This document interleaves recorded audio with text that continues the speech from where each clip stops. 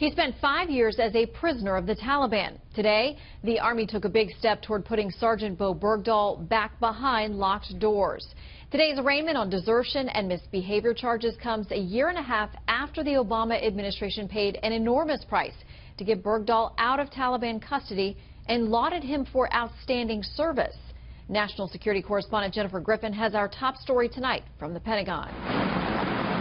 Sergeant Bergdahl arrived wearing his dress blue uniform, facing a military judge for the first time. The arraignment lasted 10 minutes. Bergdahl faces the possibility of life in prison if found guilty of the most serious charge in this general court-martial hearing. The judge explained Sergeant Bergdahl's right to be tried before a panel or a military judge.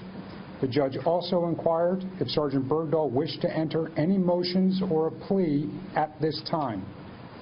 Sergeant Bergdahl deferred all of these decisions to a later hearing. Bergdahl is charged with desertion and misbehavior before the enemy.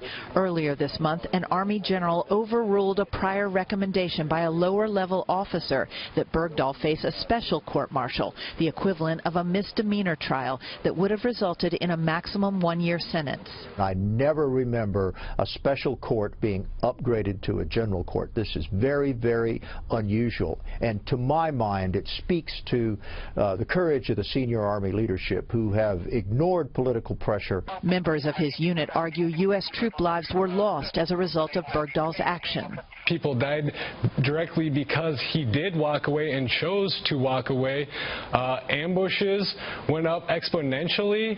IEDs, there are a lot more IEDs. We got hit by a lot more IEDs, and it became very intense. Bergdahl spent 5 years in Taliban captivity after walking off his outpost in eastern Afghanistan on June 30th, 2009. A controversial, some say illegal prisoner swap in May of 2014 led to the release of 5 senior Taliban commanders held at Guantanamo Bay and a rare Rose Garden press conference with the president and Bergdahl's parents.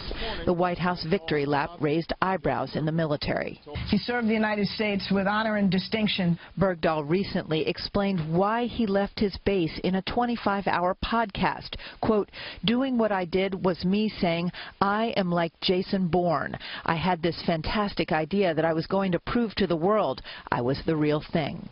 Under Army regulations, desertion carries with it a maximum 5-year sentence. If Bergdahl is convicted of endangering the lives of other troops, he could face life in prison. His next date before the judge is January 12th. Shannon? Jennifer, we'll talk about it with the panel. Thank you so much.